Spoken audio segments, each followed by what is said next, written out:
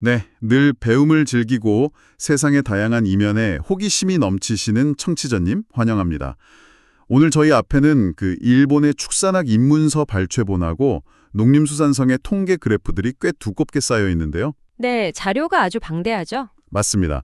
오늘 이 자료들을 가지고 진행할 심층 탐구의 미션은 얼핏 건조해 보이는 이 농업 통계 이면에 숨겨진 한 국가의 거대한 산업적 생존 전략을 파헤쳐보는 겁니다. 네, 아주 흥미로운 주제가 될 겁니다. 청취자님, 일본의 농업이나 음식하면 무엇이 가장 먼저 떠오르시나요? 아마 매체에서 자주 접하는 정갈하게 깎인 계단식 논이나 신선한 채소밭을 먼저 떠올리실 텐데요. 그렇죠. 보통 그런 목가적인 풍경을 상상하기 마련이거든요. 저도 이 자료들을 펼치기 전까지는 그랬습니다. 그런데 오늘 우리가 살펴볼 데이터에는 완전한 반전이 숨어 있습니다. 자, 이 내용을 한번 하나씩 풀어볼까요? 네, 가장 먼저 핵심적인 데이터부터 들여다보시죠. 2020년 기준 일본의 농업 산출액을 보여주는 파이 차트가 있습니다. 그 전체 파이 크기가 엄청나더라고요. 맞습니다. 그해 전체 농업 산출액이 약 8조 9,370억 엔입니다. 하나로 환산하면 수십조 원에 달하는 엄청난 규모죠. 그런데 이 거대한 파이를 나누는 비율이 우리의 직관을 완전히 빗나갑니다. 일본 농업의 상징 같은 쌀은 전체 산출액의 18%, 금액으론 1조 6,431억 엔에 불과해요. 네, 채소 부문도 25% 정도를 차지하고요. 그렇다면 가장 큰 조각, 압도적인 1위는 과연 무엇일까요? 바로 축산업입니다. 무려 36%, 3조 2,372억 엔을 기록하고 있어요. 여기서 정말 흥미로운 점은 그 1970년대부터 이어진 추이 그래프를 보면 더 명확해집니다.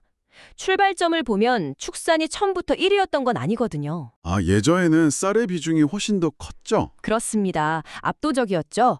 하지만 경제가 고도로 성장하고 국민들의 식생활을 급격히 서구화되면서 고기나 유제품 같은 단백질 수요가 폭발적으로 늘어납니다. 그래프 곡선이 아주 가파르게 치솟더라고요. 네, 그러다가 21세기 접어드는 시점을 기점으로 축산 산출액이 쌀과 채소를 완전히 추월해버립니다.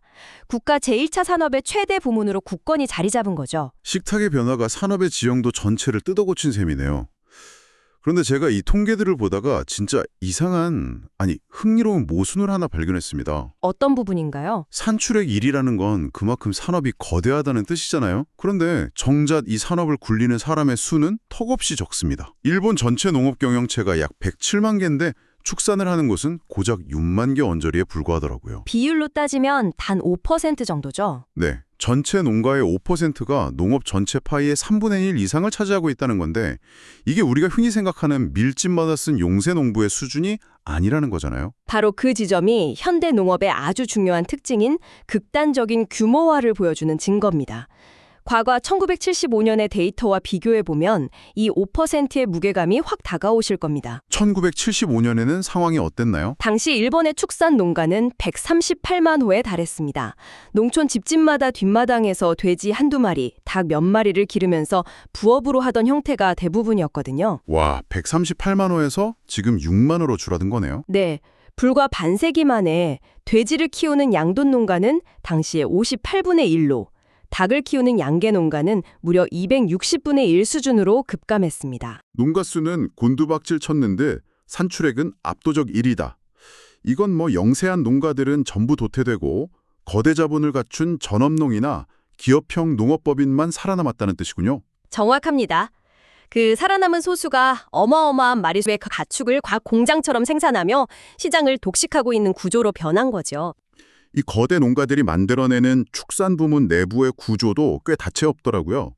생효가 24%, 유경호가 23%, 돼지가 20%, 계란 14%, 유경계 11%. 특정 품목 하나에 치우치지 않고 아주 고르게 분포되어 있죠. 네, 아주 균형 있게 5등분되어 있는 형태네요. 일본 소비자들의 그 다양한 육류 수요를 촘촘하게 잘 방어하고 있다는 인상을 줍니다. 이 부분이 진짜 흥미로운데요. 네, 그런데 이 데이터들이 보여주는 현상 자체도 놀랍지만 이것을 더 큰 그림과 연결해보면 훨씬 더 근본적인 구조적 질문을 던지게 됩니다. 어떤 질문이죠? 국토가 좁고 산지가 많은 일본의 지리적 특성상 이토록 거대한 규모의 축산업을 도대체 어디서 물리적으로 유지하고 있느냐는 겁니다. 수만 마리의 소와 돼지를 키우려면 당연히 넓은 방목지나 사료를 재배할 대평원이 필요할 텐데 말이죠. 네, 홋카이도를 제외하면 일본 본토에는 그런 땅이 턱없이 부족하거든요. 이 물리적 한계를 극복하기 위해 탄생한 개념이 바로 이번 탐구의 핵심인 가공형 축산입니다. 가공형 축산. 저는 이 단어를 딱 봤을 때 농업보다는 오히려 제조업에서 쓸 법한 용어 같더라고요. 아주 예리한 관점입니다. 청취자님도 한번 상상해 보시죠. 바닷가에 거대한 조립 공장이 있습니다. 이 공장은 스스로 찰광석을 캐지 않아요. 대신 해외에서 부품을 가득 실은 화물선이 오면 그걸 가져다가 완성차를 만들어냅니다. 일본 축산업이 딱 이 방식이더라고요. 그렇습니다. 외국의 광활한 대지에서 자란 옥수수나 곡물을 배합사료 형태로 수입하는 거죠. 네, 그리고 국내에 아주 밀집된 축사 안에서 가축들에게 그 수입 사료를 투입해서 최종적으로 고기와 우유라는 결과물로 가공해내는 겁니다. 말 그대로 고기조립 공장이네요. 이 가공형이라는 명칭은 서구의 자급형 축산과 비교해보면 이해가 더 쉽습니다. 구미 지역, 그러니까 유럽이나 미국처럼 토지가 넉넉한 곳에서는 가축을 키우는 땅과 사료를 재배하는 땅이 유기적으로 연결되어 있거든요. 본인들의 넓은 땅에서 나온 에너지로 가축을 길러내는 거군요. 맞습니다.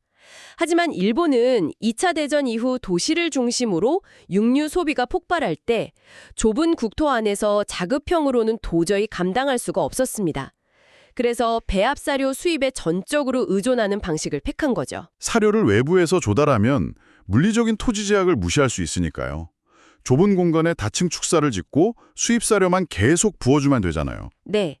그 시스템 덕분에 일본은 국토의 한계를 훌쩍 뛰어넘어 지금의 거대한 농업 산출액을 달성할 수 있었던 겁니다. 국토의 불리함을 글로벌 물류 시스템으로 완벽하게 덮어버린 거네요. 그런데 그래서 이게 다 무슨 의미일까요? 완벽해 보이는 이 효율성 이면에 엄청난 약점이 숨어 있다는 뜻이기도 하잖아요. 아주 뼈아픈 약점이죠.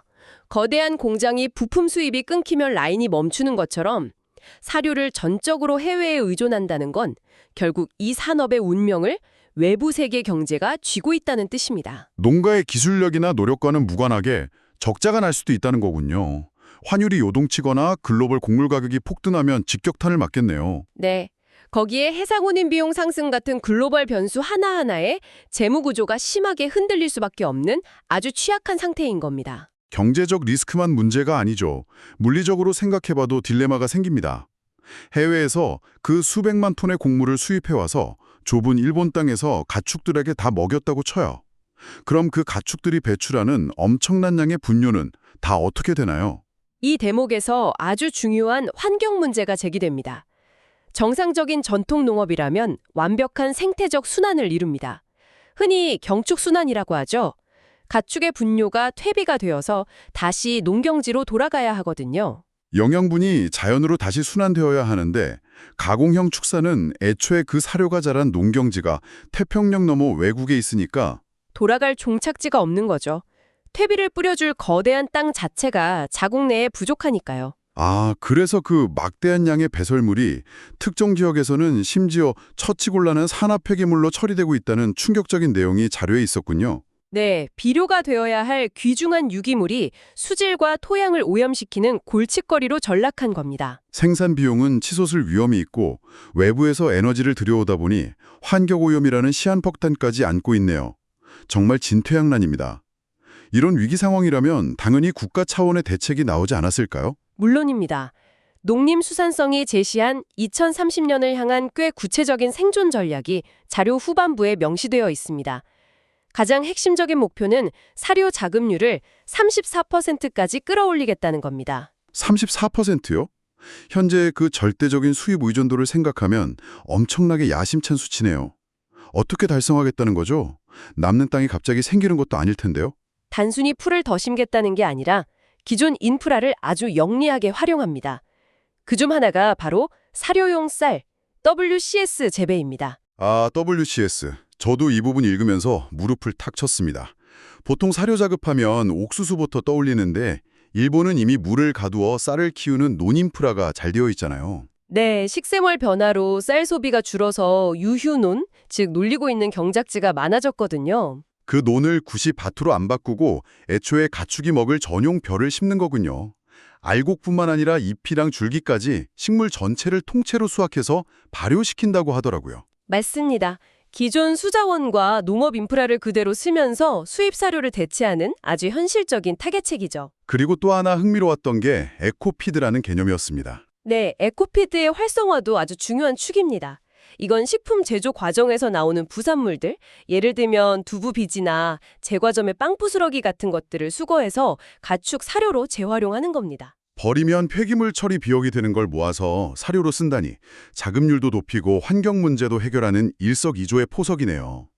어떻게든 잃어버린 순환의 고리를 이어붙이려는 치열한 노력이 엿보입니다. 청취자님, 지금 이 내용에서 어떤 부분이 가장 눈에 띄시나요? 우리가 오늘 확인한 건 단순한 통계 숫자의 나열이 아니었습니다. 그렇죠. 정갈한 논밭 풍경 뒤에 숨은 일본 제1차 산업의 거대한 진짜 엔진, 축산업의 스케일을 짚어봤고요. 네, 영세 농가가 사라지고 극단적인 규모화를 이룬 기업형 농업의 현실, 그리고 좁은 땅의 한계를 극복하기 위해 탄생한 가공형 축산의 빛과 그림자도 살펴봤습니다. 맞습니다. 눈부신 효율성 뒤에 글로벌 경제에 휘둘리는 취약성이 있었고 분뇨가 산업 폐기물이 되는 환경 딜레마도 있었죠. 그걸 극복하려고 2030년 자급률 34%를 향해 뛰고 있는 치열한 생존 전략까지 다뤘습니다. 오늘 다룬 이 통찰들이 앞으로 마트에서 고기나 우유를 고르실 때 혹은 환율이나 곡물 가격 변동 뉴스를 접하실 때 세상을 보는 완전히 새로운 해상도를 제공해 드릴 겁니다. 자, 오늘 심층 탐구를 마무리하면서 청취자님과 커피 한잔하며 나누고 싶은 도발적인 질문을 하나 던져볼까 합니다. 오늘 우리는 바다 건너 수입된 사료가 어떻게 자국 내에서 고기와 우유로 가공되는지 살펴봤잖아요. 네, 거대한 조립 라인처럼 말이죠. 그렇다면 여기서 시야를 조금 더 확장해 보겠습니다. 만약 기후변화로 전 세계적인 곡물 생산량이 급감하고 각국이 국경을 걸어 잠그는 극단적인 식량 보호주의 시대가 온다면 어떻게 될까요? 수입 사료에 절대적으로 의존하는 국가의 축산업은 멈출 수밖에 없겠죠. 그렇다면 그 수입 사료라는 연료가 끊기는 순간 우리가 고유하다고 믿었던 그 국가의 식문화는 과연 온전히 살아남을 수 있을까요? 우리가 철석같이 국산이라고 믿고 먹는 음식들의 진짜 국적은 어쩌면 지구 반대편의 어느 이름 모를 옥수수밭에 있는 것은 아닐까요? 이 묵직하고 새로운 질문을 청취자님의 생각 노트에 조용히 남겨두면서 오늘의 심층 탐구는 여기서 마치겠습니다. 늘 배움을 향해 안테나를 세우고 계시는 청취자님, 다음 시간에도 호기심을 자극하는 멋진 탐구 자료를 안고 돌아오겠습니다. 함께해 주셔서 감사합니다.